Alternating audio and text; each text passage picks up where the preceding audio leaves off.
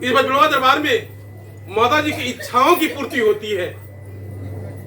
जो जैसा ध्यान बनता पूजा पाठ के लिए उस प्रकार से आदेश होता है, उसी प्रकार से मेरे ध्यान में बनता है, उसी प्रकार से आदेश होता है, भगत सम्मिलित होते हैं। उसी प्रकार से आज ये शुभ कार्य संपन्न हो रहा है। माता जी की इच्छा, आज के 250 साल के पहले का ये माता जी की इच्छा, अंतिम इच्छा अधूरी रह गई थी। जगदम्बा महामाया मृत्युलोक में अवतरित हुई थी, उनका विवाह का कार्यक्रम बाधित रह गया था। सब कार्यक्रम संपन्न हुआ था लेकिन विवाह संपन्न नहीं हो पाया था। इसी महाशिवरात्रि के दिन एक तपस्या, इसी इच्छा को लेकर के पचड़ा में जगदम्बा ने अवतार लिया और आप भक्तों को माध्यम बना करके अपनी इच्छाओं को पूर्ण कर रही हैं। अब जगदम्बा की इच्छा में आप सभी भक्तों का कल्याण है। जगदम्बा महामाया जगजननी का कल्याण है, क्योंकि जो जगदम्बा का महामाया पारो माता जिसका आप जयकारा लगाते हैं, जिसका माता जी का मंदिर है, उनका एक इतिहास, उनका एक कथा है कि लेहड़ा दरबार में माता जी कैसे आई और लेहड़ा से पचवाली माता जी के रूप में कैसे परिणित हुई। माता जी का एक कथा, एक किस्सा है। मैं तो कई बार समझाने का, कहने का प्रयत्न किया जाता है, लेकिन मतलब मेरा मन वहां तक पहुंच जाता है, नहीं आ पाता है। इस तरीके से ज्यादा नहीं समझ के यही समझने की आवश्यकता है कि पारो माता की इच्छा, उस इच्छा की पूर्ति में आप लगे हैं। जिस प्रकार से कहा जाता है अगर किसी के भूखे को भोजन ग्रहण कराया जाए, तृप्त होता, आशीर्वाद देता है। उस प्रकार माता जी की इच्छा, उनकी इच्छा की पूर्ति अब आपने किस भाव से, किस रूप में किया, जगदम्बा महामाया उसे पूर्ण होकर के, संतुष्ट होकर के आप भक्तों को आशीर्वाद प्रदान करेंगे। यह महामाया की माया है। तो फिर कहने का भाव यह था, इस बजरंगा दरबार में आदेश की पूजा होती है। जो आदेश होता है उस आदेश के अनुसार से आप भक्तों को आदेश प्रदान होता है और आप भक्त मानते हैं। अब शुभ विवाह का मांगलिक कार्यक्रम आपसे संपन्न होने जा रहा है, शुभारंभ होने जा रहा है। जिस प्रकार से जो भी खाद्य सामग्री होता है स्पर्श कराया जाता है, और खास सामग्री स्पर्श कराने के बाद में जो घर की मुखिया यानी पारो माता की जो मम्मी, जो माता बनी, उनको प्रदान किया जाएगा, आशीर्वाद प्रदान किया जाएगा कि काज भोज भंडारा सब संपन्न हो, सब कुशल मंगल हो, सर्वप्रथम प्रदान किया जाएगा। उसके तत्पश्चात दरबार की एक परंपरा, एक रीति है, ओखल से धान कूटा जाता है। आज तमाम माताएं बनी, सब भाग मिलेगा, ओखल से धान कूटा जाएगा, वो परंपरा है, उसे निवारण करने की आवश्यकता है। इसके उपरांत चक्की से उसमें कुछ पीसा जाएगा। अब तो उतना व्यवस्था नहीं है, नहीं तो पहले ओखल से धान कूट करके चक्की से आटा पीस करके जब भोग सामग्री बनता था, लेकिन उसको पूजा पाठ के रूप में उसको संपन्न किया जाता है। इसके उपरांत जो भी कलश, दाल, मोर, पीढ़ा, सिंगोरा, जो कुछ भी होगा, जिस प्रकार से रीति रिवाज के अनुसार से उसका पर्चन किया जाएगा, उसे हल्दी कूटा जाएगा, हरी समारोह गाड़ा जाएगा।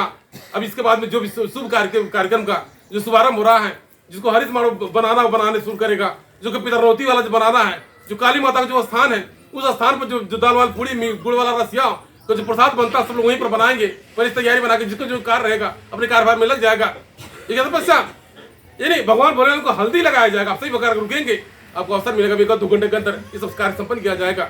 इसके उपरांत बड़े विधि विधान से उनका बारात निकाला जाएगा, आपको जानकारी हो। जिस प्रकार से यानी पारो माता की मम्मी की भूमिका श्रीमती रीता चौरसिया जी द्वारा, कृष्ण कुमार चौरसिया द्वारा निभाया जा रहा है, आज उनका सौभाग्य है। उसी प्रकार से भगवान भोलेनाथ के माता पिता का भूमिका राजदेव जायसवाल ठाकुरपुर सेवई, उनकी धर्मपत्नी सुनीता जायसवाल, उनके द्वारा निभाया जा रहा है।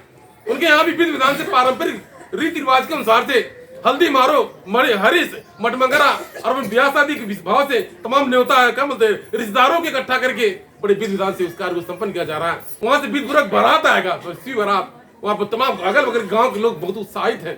पिछले बार हुआ था, लोग जान नहीं पाया था, लेकिन इस बार मतलब सबको निमंत्रण बांटा गया, कार्ड छापा गया और सब तक पहुंचाया गया। उनके द्वारा अपने नातों रिश्तेदारों को भेजा गया। गांव टोला में बड़ा उत्साह है, पर पूरे गांव के लोग जुट करके भोलेनाथ के बारात को पहुंचाते हैं, डोली में रख करके ला करके भगवान भोलेनाथ के बारात आ जाएगा।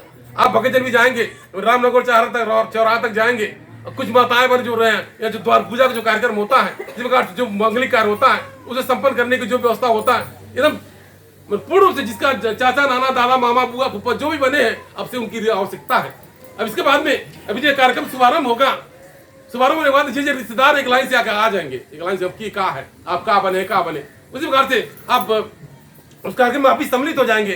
जो बुआ, जो फूफा, जो मामा, मामी, मौसी, मौसा जो बना वो सबका आवश्यकता पड़ेगा।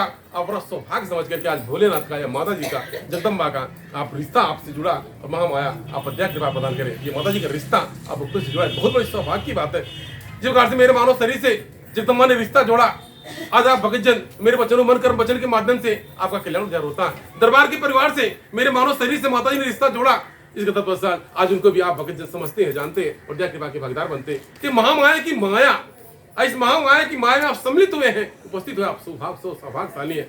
इसके पहले अब तमाम ब्याह शादी में जाते हैं, क्या क्या मतलब वह अलग भाव है। आज जो आए आप आज का अलग भाव है। भगवान भोलेनाथ और जगदम्बा के विवाह में, महामाया के विवाह के कार्य में सम्मिलित हुए।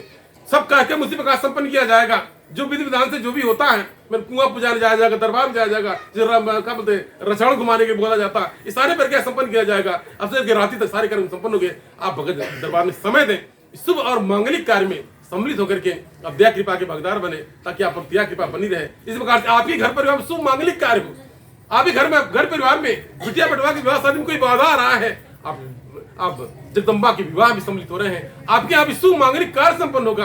अगर आप कुछ कन्यादान कर रहे हैं, कुछ कन्या पाँव पूज रहे हैं, अब कुछ आप जो कुछ भी आप दान कर रहे हैं, वो कहीं कहीं आपका वो आपके भाग में कर्म में अंशदान के रूप में आप तक पहुंचेगा और दया कृपा के भागीदार होंगे और आपको पुण्य प्रताप बनेगा। इस तरीके से जो आजाद भंडारे का भी विधान है, आप भक्तजन भंडारे में भी सम्मिलित होकर के जो भी आप जो व्यवस्था उसमें लगने का प्रयत्न करेंगे। तो जो यहाँ का सेवा कार्य है, अब उस सेवा कार्य में विधि विधान पूर्वक लग करके जो व्यवस्था है उसमें लग करके एक एक कार्यों को अवलोकन करें। अवलोकन करने के बाद में तब जाकर के आप जगदम्बा महामाया की लीलाओं का दर्शन करके अवलोकन करके अपने घरों में जाएं, अपने नेत्र में वो छवि बसा करके जाएं, जिस छवि को लेकर के आपको मन ही मन में आनंदित हो, भाईवार हो।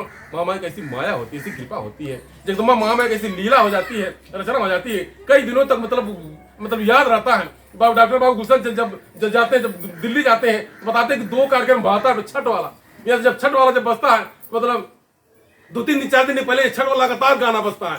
इस बार बाबू कहते हैं जब वहां जाता है तो ऐसा लगा कि छठ वाला गाना बज रहा है, और जैसे शहनाई बजता है। इस बार जब ये होता है मतलब जो वहां जाते हैं, दिल्ली जाते हैं, ये लगता है कि बार बार शहनाई की धुन आज रहा, सब इसी प्रकार ऐसा गहरा छाप पड़ जाए। इस प्रकार से कहा जाता है मन रंगा जा, मन रंगा जा। आप इस दरबार में अपने मन को रंग लीजिए, कुछ पल के लिए अपने दुख को भूल जाइए, गम को भूल जाइए, अपनी आवश्यकताओं को भूल जाइए, अपने आप को भूल जाइए। अबोध बालक है, एक छोटे से अबोध बालक है, और माता के दरबार में आप उपस्थित हुए हैं। इस भाव से आप दरबार में उपस्थित होकर के अपने आप दुख दम को भूल करके आप कुछ पल के लिए एकदम में मतलब क्या नाम है, अपनी चिंता से मुक्त हो जाइए। आप दरबार में जो कार्य हो रहे हैं उसका अवलोकन करिए। जगदम्बा माया आपको आनंद की प्राप्ति होगी। आनंद की जितना आनंद की प्राप्ति होगी जगदम्बा को, उतना ही आपको आशीर्वाद प्राप्त होगा, उतना ही जगदम्बा सबका कल्याण करेंगे। इसलिए इसी भाव से इस कार्यक्रम को रचा जा रहा है। तो आप बड़े विज्ञान पूर्वक इस कार्यक्रम में सम्मिलित है। जगदम्बा महामाया की माया, महामाया ने आपको बुलाया।